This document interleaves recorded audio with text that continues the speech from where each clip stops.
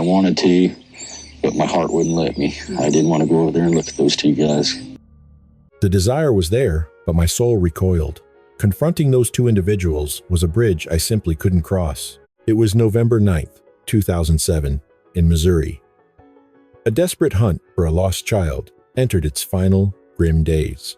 6 days earlier, a 9-year-old had vanished from her bedroom, leaving the tight-knit town of Stella paralyzed by a growing dread. Every trail had withered into nothingness, leaving investigators blind to her location and the darkness that had befallen her. Everything changed with a single anonymous lead.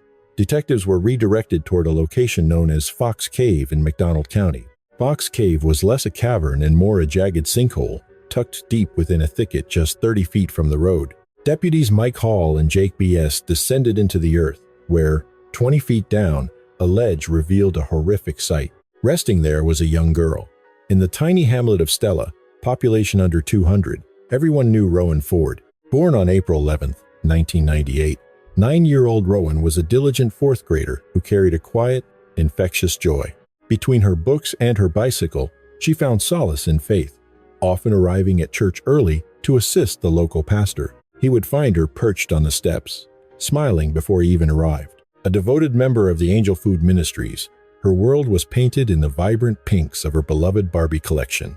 Life was often cruel for Rowan, who frequently struggled with persistent head lice. Her hair was often a tangled mess, and she faced the brutal Missouri winters, walking to school without even a pair of socks. Despite the domestic struggle, her academic drive never wavered, earning her the genuine affection of every educator she encountered.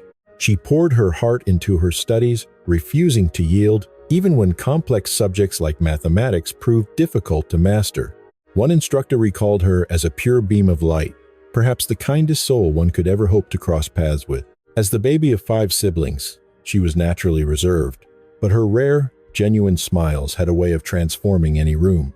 Her sisters saw her as special, a girl universally loved by all. She shared a home with her 44-year-old mother, Collings, and a 25-year-old stepfather named David Spears. Beyond his role as a stepfather, Spears was a biological father himself. By 2005, he owed significant child support, while Collings spent her days working shifts at the local Walmart. Rowan was her mother's shadow, habitually sprinting to the driveway to hear about the workday the moment Collings pulled in. On November 3, 2007, the driveway remained empty. A cold knot formed in Collings' stomach as she entered. She checked the bedroom, hoping to find her daughter lost in a storybook, but the pink room was hauntingly vacant. David, waking from a nap on the couch, dismissed her fears, claiming the girl was merely visiting an unnamed friend. Collings' instinct was to call the authorities, but David blocked the idea, maintaining a facade of unconcerned certainty. They sat in a heavy, expectant silence for hours, waiting for a telephone ring that would never actually come. When the quiet became unbearable, they searched the neighborhood, but the girl had vanished into the autumn night. By 6:50 p.m., the authorities officially designated the young girl as missing. The Amber Alert triggered a massive mobilization as the citizens of Stella rose up to scour the surrounding countryside. Hundreds joined the hunt, fueled by the terrifying reality that, in child abductions, every passing minute is a lost opportunity. The investigative priority was reconstructing the previous night, tracing every movement leading up to the moment she slipped away. Detectives focused on her final companions, desperate to identify the last person to look into the child's eyes. With Collings working through the night at Walmart, the responsibility for Rowan's safety had fallen solely onto David Spears. Spears claimed he spent the night of November 2nd drinking with 2 associates, Christopher and Nathan. He alleged he returned at midnight to find her sleeping, though he never actually stepped inside her room to verify. The narrative soon fractured. Spears later admitted he had ventured out again in the pre-dawn hours around 1:30 a.m. He reached out to his mother, asking to use her sport utility vehicle. His mother confirmed she stayed awake watching television until his return, yet she too failed to check on the child. To the police, Spears was a red flag. His evasiveness regarding his nocturnal activities and timeline inconsistencies were glaring. He eventually confessed that leaving the girl unattended was a mistake, a lapse in judgment he deeply regretted. He claimed his initial deception was born of a primal fear that the law would instantly cast him as the villain. Sheriff Chris Jennings noted the suspicious 10-hour delay in reporting her disappearance, a gap that defied all logic. The sheriff was blunt. The man's story was a revolving door of contradictions and verifiable falsehoods. Investigators sought clarity, pivoting their focus toward Nathan and Christopher to cross-examine their respective timelines. During questioning, Nathan identified the group dynamic, placing himself alongside Christopher and David that evening. They had initially gathered at their shared workplace, a local farm, before making a spirits run and playing billiards. Following Colleen's 8:30 departure, the group fractured. Nathan chauffeured the others away, leaving Rowan solitary at the residence. Upon arriving at the mobile home, the revelry persisted with fresh supplies of spirits and the use of illicit green botanicals. 60 minutes later, Nathan steered David homeward, intentionally navigating secluded rural routes to avoid the main thoroughfares. Fearing a roadside sobriety check, he chose the shadows. After dropping David off, Nathan reached his own doorstep by 12. By November 4th, Christopher Collings, David's companion from that final night, faced the authorities. His statement to the deputies mirrored Nathan's account with striking precision, though he scrubbed the mention of narcotics, claiming he simply retired to bed once home. Denying any knowledge of the disappearance, he watched as federal agents joined the search alongside a desperate community. A multi-jurisdictional force involving scores of personnel from 3 counties joined 50 specialists and state troopers in a massive, coordinated effort to locate the child. As questioning of David intensified, federal technicians impounded both his car and his mother's vehicle for forensic analysis. Simultaneously, investigators tracked Christopher to his job site, requesting a more formal sit-down. Without protest, he complied, driving himself straight to the heart of the investigation. He even consented to truth verification measures, including a lie detector and advanced vocal stress diagnostics, tools designed to catch a trembling heart. He stood firm, professing total ignorance, and even volunteering for search parties. Later that day, Wheaton's police chief, Clinton Clark, observed the shifting atmosphere while on a standard patrol loop. The history between Clark and Christopher spanned 17 years. There was an established rapport. Christopher had leaned on the chief during past tragedies, including his mother's death. When Christopher signaled him down, Clark noted a disturbing shift. The man seemed uncharacteristically energized, even manic. Acting on instinct, the chief alerted federal agents about this suspicious encounter. His veteran intuition suggested that Christopher was withholding a dark secret. Clark committed to the cause, and the Bureau encouraged him to maintain that open line of communication. Christopher then pivoted, casting suspicion on David and offering to go undercover with a hidden microphone to trap him. He pointed toward specific search zones as a cloud of fear and bewilderment descended upon the grieving town. Tammy Marshall, an educator from the local school, remembered their final interaction vividly. She had spent 30 minutes grooming Rowan's hair into a tidy ponytail before class. As the afternoon progressed, Tammy caught a glimpse of the girl moving solo, her playful stride suggesting a child without a care. That image of innocence was the last before the trio became the central focus of the hunt. Detectives initially found Christopher's demeanor to be helpful, empathetic, and remarkably courteous. By nightfall, he visited Colleen, projecting the image of a supportive friend desperate to assist. Their bond ran deep.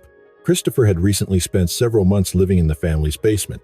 He acted as a tutor and a surrogate relative, earning the affectionate title of Uncle Chris. A father himself, he had 3 young children under 10 years old residing in Arkansas. By October 2007, he had relocated to a trailer on his family's acreage. 72 hours into the search, the investigative lens narrowed sharply on David Spears. Multiple interrogations and a thorough sweep of the residence had already taken place. That evening, Christopher returned to the chief, recounting his collaboration with the federal agents and his tactical advice. Clark sensed a growing tension, an underlying apprehension that suggested something heavy weighed on the man's conscience. The sudden lack of eye contact was a glaring red flag, prompting the chief to immediately brief the Bureau. Federal investigators believed if Christopher were guilty and ready to break, he would only open up to Chief Clark. They enlisted the chief's help, and he obliged. November 7th saw Christopher at the Newton County Sheriff's Department for an FBI sit-down where he consented to DNA sampling and authorized searches of his residence and his safe at David's property. During the interrogation, he dismantled David's alibi for the night of Rowan's disappearance. Mention of the missing girl triggered a visible descent into agitation and emotional instability. He threatened to terminate the interview if agents continued suggesting his involvement in the abduction. The session collapsed. That night, A shaken Christopher sought out Chief Clark, visibly unraveling. He vowed silence on further matters, hinting that legal counsel was becoming a necessity. The chief acknowledged his constitutional right to remain silent and seek representation, yet he urged Christopher to prioritize finding Rowan, warning that stonewalling would only cast deeper suspicion. "If I decide to talk, it'll be to you," Christopher told him. Adhering to protocol, Clark issued a Miranda warning. Christopher signed the waiver and kept talking. Sensing a heavy conscience, Clark pushed, asking directly what he knew of Rowan's fate. Christopher broke down in tears, professing his love for her and denying any intent to cause harm. An untimely interruption shattered the moment, prompting Christopher to bolt from the room. Clark briefed the FBI, reporting that the suspect was teetering on the edge of a total collapse. He sensed the window of cooperation was closing, as a lawyer's arrival seemed imminent. The next day, Clark provided a psychological profile of Christopher Collings to federal agents. He suspected Christopher held the key but believed a confession required the discovery of the remains. Bureau agents designated Clark as the lead interrogator should a body be recovered. 24 hours later, a grim discovery would validate the investigation's darkest theories. Both men had been employed at Coroner Mark Bridges' private auto shop in Newton County. Christopher handled the mechanical repairs, while David split his time between light maintenance and sales. Bridges described him as a versatile handyman, recalling that David reached out the very day Rowan vanished. "He likely reached out because of my history in law enforcement," Bridges noted. David maintained she was likely with friends, leading Bridges to join the search on November 8th. Under FBI surveillance with aerial backup, Bridges drove David around, hunting for clues to her location. He prodded David to speculate on a hypothetical scenario where Christopher was the perpetrator. "If Chris did this," I asked, "where would he have hidden her?" After a moment of silence, I suggested we start checking specific locations. The search led them directly to a subterranean cavity known locally as Fox Cave. Mark spotted unidentifiable objects that immediately triggered his professional instincts. Despite their discussion, Bridges felt a subconscious pull from David to investigate the cavern's depths. He was led there by design. By 8 a.m. on November 9th, authorities mobilized for a recovery. Deputies Mike Hall and Jake B.S. arrived at the site to begin the descent. 20 feet down, resting on a limestone ledge, lay the lifeless body of a child. Sheriff Chris Jennings later remarked that the scene left no doubt this was a cold-blooded murder. Forensic examination later delivered the harrowing news. Rowan had been sexually assaulted. The cause of death was strangulation, the body bearing pre-mortem injuries and the onset of decay. Severe facial trauma suggested a violent struggle or a brutal impact, likely sustained during her final descent into the sinkhole. News reports on November 9th confirmed Clark's worst fears. Rowan had been found. Simultaneously, word arrived that Christopher was at the office, requesting an audience with the chief. Clark alerted the FBI, but when he went to deliver the news, Christopher had vanished. A ringtone broke the silence. The target was finally on the line. The caller questioned if a gray surveillance van was tailing him, but Clark denied any knowledge. Christopher confessed to a spiraling paranoia, claiming he had been driving aimlessly to lose a tail. Directed to the station, Christopher demanded a meeting instead, eventually entering the chief's patrol vehicle. "It ends here, son," the chief stated. "We recovered the remains this morning." As the reality settled in, Christopher's gaze fell, his eyes filling with sudden moisture. Suspecting David's involvement, the chief pressured Christopher to reveal the hidden truth. The suspect stared back, appearing visibly shaken by the accusation. Seeking privacy, they drove to Mooney Bridge while Clark alerted dispatch to their location. Upon arrival, Christopher wordlessly offered his wrists, anticipating the cold weight of handcuffs. "Told it wasn't time," he replied. "After my confession, you will find it necessary." Seated on the embankment, he recounted the week's events until the others left his trailer. He confirmed using secluded back roads to avoid any potential drunk driving arrests. He believed a quick window existed to snatch Rowan before the others returned. Taking the highway for speed, he arrived at the property in short order. After using the facilities, he crept into the bedroom and carried the sleeping child away. The young girl remained in a deep slumber during the drive to his residence.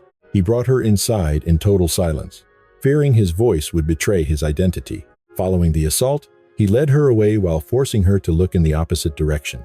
She glanced back, recognizing the man she once trusted, and called Uncle Chris. Panicking, he remembered seeing a length of rope inside a nearby pickup truck. He used a cord to strangle Rowan, then hid her body in his truck bed. His initial plan involved the bridge, but he reconsidered the disposal site. Fearing a quick discovery, he searched the area and finally chose Fox Cave. He cast her into a sinkhole, failing to fully mask the opening with brush. Back at home, he discovered bloodstains marking both his clothing and the mattress. He fed the child's clothing and the murder weapon into a wood stove's flames. Concerned the burning mattress would create a massive, visible blaze, he hesitated. He relocated the drum to the barn and ignited it to hide the light. The gruesome details of Rowan's suffering cast a darker shadow over the entire investigation. Clark escorted the suspect back to headquarters to finalize the formal admission of guilt. After being Mirandized, he repeated the timeline to federal agents and local deputies. He formally authorized a full forensic search of his personal property and residence. Transferred to the sheriff's department, he provided the narrative for a third time. On camera, he wept openly, claiming to be consumed by deep remorse. Investigators were stunned, having previously identified David as the primary killer. Re-interviewing David triggered a confession that added a conflicting layer to the case. David claimed he discovered Rowan was missing after checking her bedroom. He alleged he found Christopher in the middle of the assault at the trailer. He admitted to joining the crime before they decided to hide the evidence. Their previously reported aimless driving was actually a mission to transport the remains. David insisted Christopher provided the rope, while he personally delivered the fatal blow. She is gone, he realized. Investigators then confronted Christopher with this new version. Christopher remained adamant that David had no role in the murder or the cover-up. Two men confessed to the atrocity, yet each disputed the other's level of involvement. The investigation only spiraled into deeper complexity, fueled in part by Christopher's statements. Sheriff Mick Epley's affidavit alleged that both men had participated in the assault. The identity of the strangler remained elusive, yet both Spears and Collings faced charges of murder and sexual assault. Epley anticipated a kidnapping charge for Christopher, though David was exempt as the victim's legal guardian.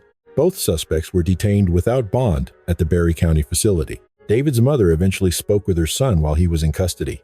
He reiterated his involvement, claiming a blackout had obscured his memory, which was only now resurfacing. Through tears, his mother insisted he was heartbroken, while Christopher's brother, Greg, voiced his utter disbelief. Greg couldn't fathom such depravity from a father of 3 children.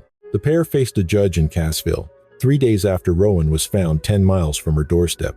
Per official reports, despite prior confessions, both pleaded not guilty today, appearing in court, heavily guarded and bound by shackles. Surrounded by relatives, Colleen Spears watched from the gallery as the proceedings began. Although the town of Stella remained paralyzed by grief, many residents stayed away from the courtroom. One local admitted she lacked the emotional strength to go there and confront those 2 men. On November 27th, Colleen initiated divorce proceedings, remaining too devastated to address the press. The mayor described her as paralyzed, finding solace only in sewing her daughter's burial garments. Just before the final farewell, students honored Rowan by planting a dogwood tree and releasing balloons carrying handwritten messages to the sky. A symbolic angel statue marked the tragic intersection of her birth and the day she was discovered. Over 300 mourners gathered as the familiar strains of her favorite hymn filled the church. The minister pleaded with the community to release their bitterness despite the crushing weight of the tragedy. Both maintained their innocence, but enough evidence existed to push Christopher's case toward a full trial. Because of the suffocating media attention, defense attorneys successfully relocated David's separate trial to Pulaski County to ensure a fair hearing. This strategic move altered the venue. Given the intricate details, years passed before the courtroom doors finally opened for trial. A sudden development emerged when fresh lab results prompted a high-level review by the Attorney General. The severe charges of sexual assault and murder against David were dismissed after a bargain was struck with prosecutor Johnny Cox. He received 4 years for obstructing the investigation and 7 more for child endangerment. These penalties represented the absolute limit allowed by law. Cox admitted the choice was difficult, especially given David's earlier confessions regarding the heinous crimes. The pursuit of justice had nearly drained the office over the past 4 years and 10 months. The legal process had ground slowly through the years. Authorities desperately sought physical proof to corroborate the chilling details of David's earlier statements. No forensics materialized during that window to tie him directly to the scene. Forensic analysis failed to place David at the crime, contradicting the very words he had spoken. Results from multiple labs, including the FBI, focused on biological evidence gathered during the post-mortem exam. Independent findings ultimately aligned with Christopher's version of that dark night's events. Furthermore, David's claims about strangling the girl were at odds with the physical reality. Without tangible proof, the reliability of David's testimony collapsed under the weight of reasonable doubt. Christopher maintained from the start that he had acted entirely alone in the killing. He remained steadfast in this claim throughout every single interrogation. Christopher Collings never wavered in his police interviews, consistently confessing to the manual strangulation of Rowan Ford. The prosecutor, Cox, harbored deep reservations about presenting Christopher's confession as the definitive sequence of events. He grappled with the logistical nightmare of validating David's testimony alongside Christopher's, given the glaring contradictions between their stories. There was also the looming threat of a legal loophole. Convicting David on the most brutal charges could have triggered a domino effect, potentially overturning both men's convictions on appeal. For Cox, such a failure of justice was unthinkable. He maintained that a crime of this magnitude demanded a collective moral outcry. The sheer brutality of the case had initially shaken him to his core. Yet, as a prosecutor, he had to set emotion aside, functioning as a steward of the law and following the cold path of evidence. Sheriff Robert M. Evanson echoed this sentiment, noting that the physical evidence simply did not support a conviction for David Spears. Faced with an agonizing choice, the district attorney prioritized the integrity of the case. He focused on the man who claimed sole responsibility. While Spears had offered a confession, the forensics pointed squarely at Collings. Numerous discrepancies plagued the theory of Spears's involvement, whereas the evidence against Collings was overwhelming. Still, a chilling mystery remained. What would drive a man to confess to a crime he did not commit? That question continued to haunt the community, though it did not change the fact that the prosecutor's tactical decision was sound. Doubt lingered over his true culpability, and a failed prosecution could have seen him walk free entirely.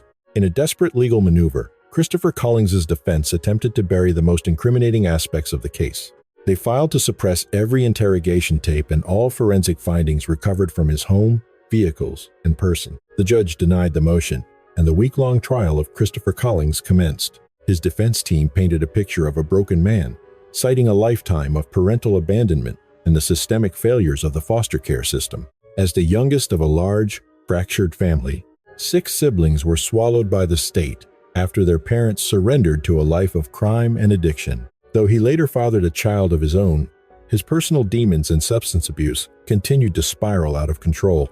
His lawyers argued that Rowan's death was an unintended tragedy, urging the jury to look past the horrific autopsy photos and focus strictly on intent. They maintained that the evidence failed to prove any degree of premeditation. He had dragged her back into the elements, partially unclothed. One can only imagine the excruciating pain of such trauma. It would have been agonizing. The courtroom fell silent when Colleen, Rowan's mother, took the stand to recount the moment her world shattered. When asked about the fallout, she spoke of the total devastation that had consumed her and her surviving children. Rowan's sister described the visceral shock of the news, recalling how she physically collapsed as a cloud of profound depression settled over the entire household. After days of grueling testimony, the clock struck midnight on the case. On March 20th, the jury reached a consensus. The foreman read the verdict. Christopher Collings was found guilty of murder in the first degree. With a capital conviction secured, the focus shifted to the high-stakes penalty phase. The prosecution brought forward 6 witnesses to illustrate the irreparable void left by the victim's death. Conversely, the defense tried to deflect blame, introducing witnesses who suggested David might have played a role. A developmental specialist testified that severe neglect in his first 6 months had fundamentally warped his psychological growth. This expert posited that his inability to form healthy human bonds manifested as a cocktail of dissociative attachment and explosive personality disorders. After the penalty phase was concluded, the jury ultimately recommended the ultimate price, the death penalty. The legal battle moved to the Missouri Supreme Court in July 2012 as his lawyers fought to commute the sentence. Under state law, such appeals are a mandatory formality for every capital punishment case. The High Court was unmoved and upheld the ruling. A subsequent attempt to secure life in prison over execution was similarly struck down in 2014. Finally, Collings sought a writ of habeas corpus, alleging the state had hidden the criminal background of a key witness. Records surfaced detailing the military honors Chief Clinton Clark earned during his time in Vietnam. The state maintained that even if the chief's personnel history had been made public, the trial's final outcome would not have wavered. While the appeals process dragged on, David Spears was paroled in 2015 after 7 years. Shortly after his release, but still under the watchful eye of the law, he was hired at the Missouri Public Defender's Office by his attorney's spouse. He worked there for 20 months at the same office representing both himself and Christopher. Defense lawyers argued this overlap created an ethical crisis, preventing any chance at a plea deal. Their legal filings explicitly stated that a profound conflict of interest existed. However, due to fractured loyalties or intimidation, the defense failed to notify the court of this breach. This silence meant Collings remained unaware of the issue until his appeals were nearly exhausted. A mercy petition argued Collings suffered from neurological abnormalities that limited his cognitive function, logic, and foresight, adding that childhood trauma had left him a psychologically shattered individual. The petition further emphasized that Spears had essentially admitted his own guilt, with transcripts suggesting he confessed to the killing after Christopher provided the tool. Missouri's High Court finalized the death warrant for the man convicted in the Ford case. Back in 2012, a jury found Christopher Collings guilty of the 2007 abduction and homicide of Rowan Ford. After the victim was found in a remote sinkhole, the state moved for the ultimate penalty. The date of execution was set for December 3rd. His options vanished when the Supreme Court and Governor Mike Parson both denied his final pleas. Governor Parson, a former sheriff, had overseen 12 executions without ever granting leniency. Collings faced a lethal injection in 2024, watched by those who investigated his crimes, including Newton County Sheriff Chris Jennings. Jennings felt the execution was a long overdue conclusion to a case that haunted his career. He attended the execution to bear witness for the young victim, Rowan. He noted that, while the law had spoken, the sense of justice felt tragically incomplete. It was a culmination years in the making, finally bringing a sense of finality. On December 3rd, 2024, at 5:54 p.m., the witnesses took their places. The group included defense attorneys and members of the press, state officials, and family representatives. By 6 p.m., the Attorney General confirmed there were no remaining legal barriers to the state's order. 9 minutes later, the 49-year-old was dead, leaving behind a final written statement. He wrote that he accepted his fate and offered an apology to those he had hurt. He expressed hope for closure, stating that everyone involved remained in his final thoughts as he prepared for what lay beyond. After the execution, Sheriff Jennings reflected on how the community had failed the child. Despite the red flags in her home life, the necessary alarms were never sounded. The police were never called. He believed they could have intervened had they known. The end of the case offers a grim resolution, a measure of justice, however cold. It is a partial peace, a dark chapter the region will likely never forget. Mick Epperly remarked that the case left the community in a state of shock. The act of discarding a child like refuse in a cavern remains an unthinkable atrocity. Whether the scales of justice finally balanced remains debated, though many find a grim sense of closure. She was an innocent, lost to darkness. Her family finds cold solace in the perpetrator's ultimate reckoning. For those involved, the case remains an indelible stain.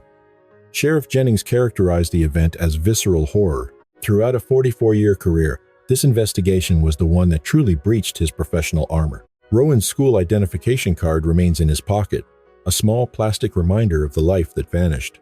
He keeps it still, noting her tragedy fundamentally reshaped how the department handles crimes against the vulnerable. Newton County is no stranger to the grim realities of child endangerment and systemic neglect. Safety is now the absolute priority. Though separating families is difficult, they act at any suspicion. The memory of this specific tragedy continues to haunt every new investigation. Rowan's violent departure continues to cast a long, silent shadow over her local community. Todd Holt, a teacher who testified, could not disturb her empty desk, mourning a student who embodied hope. She was a child whose existence revolved around her education and a quiet dedication to her work. Rowan was building a future that was stolen. Her most loyal companion was a boy named Tyler. Tyler's mother recalled their bond, noting how Rowan's stoic nature anchored her son's restless spirit. The grief mirrored losing a biological child, leaving her young son terrified to face the night alone. He still speaks of her, while her older sister carries the heavy memory of a bond severed.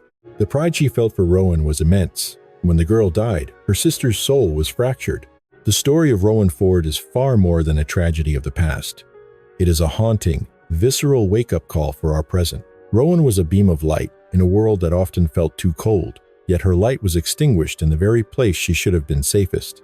Her story teaches us that justice is a heavy, imperfect debt paid long after a life is stolen.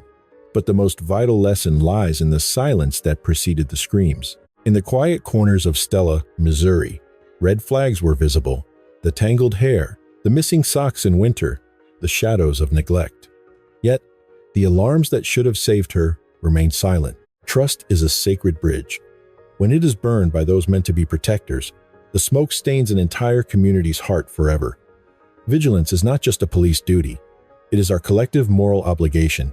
We must have the courage to look closer, to speak louder, and to refuse to let a child's struggle become invisible background noise. Let Rowan's empty school desk be our vow, to hear the whispers before they become cries, to protect the light before it is lost to the darkness. Because every child deserves a future that isn't stolen, and every Rowan deserves a world that doesn't just watch, but acts.